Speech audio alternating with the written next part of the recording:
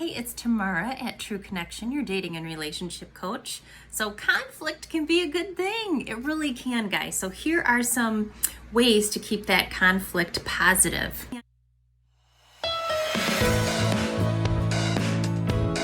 Conflict can bring you closer together. Through conflict and conversation, you learn what your partner needs and wants, and they learn what you need and want.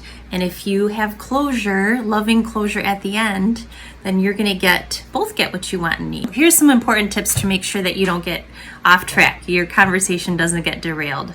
No yelling. Never, under any circumstances.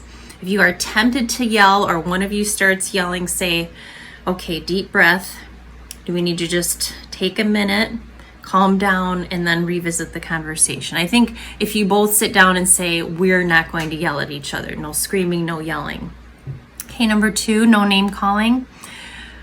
Please remember this, because name calling is just demeaning. You can say things like, you're being aggressive, you seem really angry, and talk through things that way so you can convey what you're seeing and feeling in your partner without saying, you're being a jerk, you're being a hothead, or some other choice words you might think of. So far, that's no yelling, no name calling. And then you also want to stay on topic. So this is really important too. You don't want the conversation to get too big.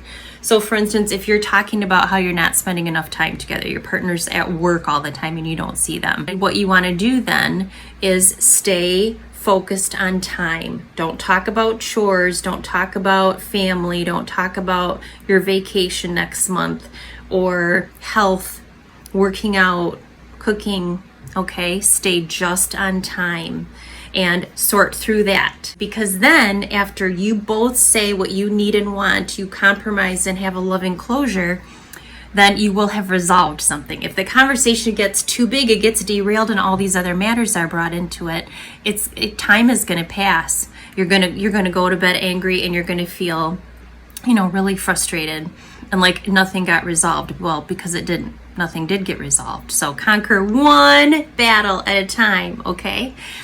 Then finally, you do want to have that closure at the end. So make sure you both feel okay with the conversation.